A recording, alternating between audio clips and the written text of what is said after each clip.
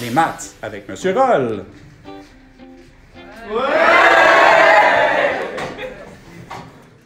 Hey, salut toi. Aujourd'hui, nous allons voir la fonction cosinus avec une calculette. OK.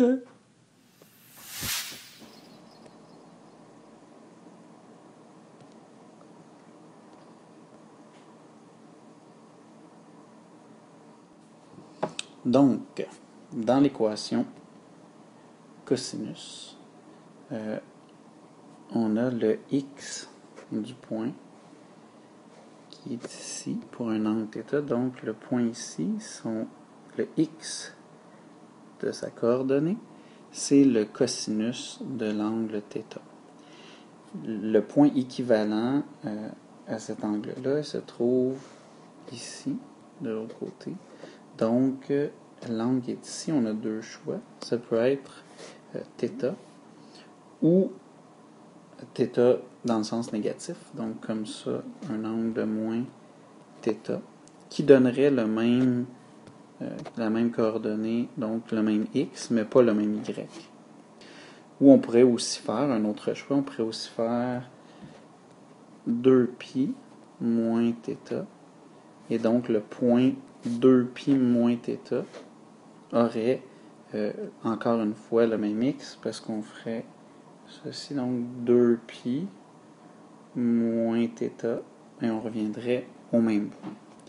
C'est les choix que nous avons pour prendre les angles. Ce que ça veut dire, c'est que quand j'ai cos de θ, c'est égal à cos de moins θ.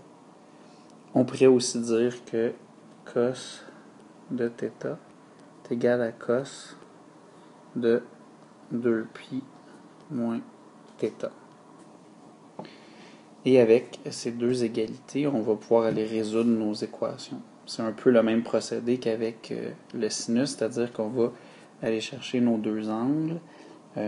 Notre premier angle avec la calculatrice en radians et le deuxième angle, donc ça va être une déduction à partir du premier.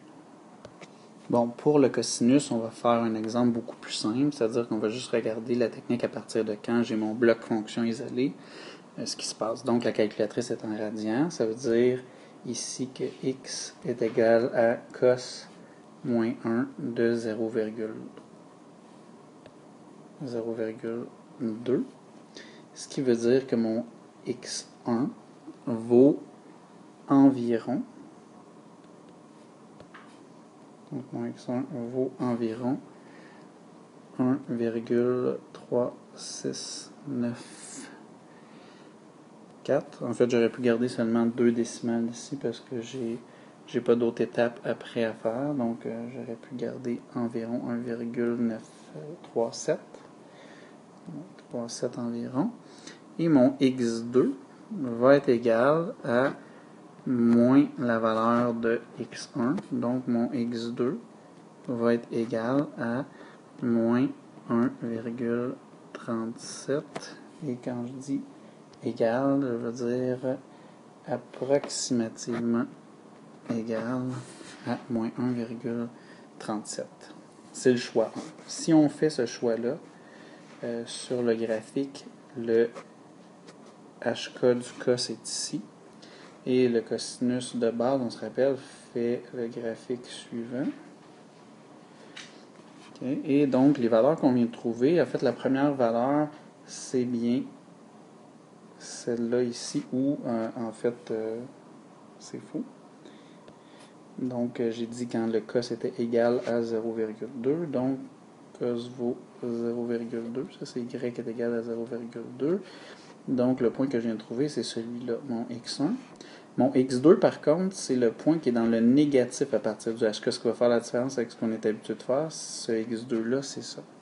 Si on voulait aller chercher le point qui est ici, qui est le deuxième croisement, soit le x3 sur mon dessin, mais au lieu de prendre le deuxième angle du cos comme moins le premier angle, il faudrait choisir alors, je vais l'écrire ici pour le x3, qu'on ne ferait pas séparément, on s'entend, on ferait soit x1 et x3 ou x1 et x2. Et le x3, ça va être 2π moins le x1. Et dans ce cas-là, on va se retrouver dans ce qu'on avait avant, c'est-à-dire les deux premiers points après le hk qu'on rencontre dans la fonction. Ça veut dire que le x3 ici va être égal à environ, donc encore une fois, va être égal à environ 4,91. Donc, environ, je réécris parce que c'était pas très clair, 4,91. Et donc, à ce moment-là, on aurait le x3. Le reste fonctionne exactement comme le cosinus. Si on a plus d'étapes, on fait posons θ. Donc, les deux choix qu'on a, c'est soit le premier choix, c'est-à-dire de faire x1 et le x2, c'est moins la valeur de x1, ou le deuxième choix, avec le dessin qu'on a ici, c'est de choisir le x1 et le x3. Et le x3, lui, va être, sa valeur, c'est 2π moins le x1. Donc, à l'étape-là. Évidemment, là, je parle de x, mais ça s'applique à l'étape où on fait posons θ d'habitude. C'est là que tu vois qu'à l'époque, j'étais un peu moins appliqué. Mais on comprend quand même. Bravo!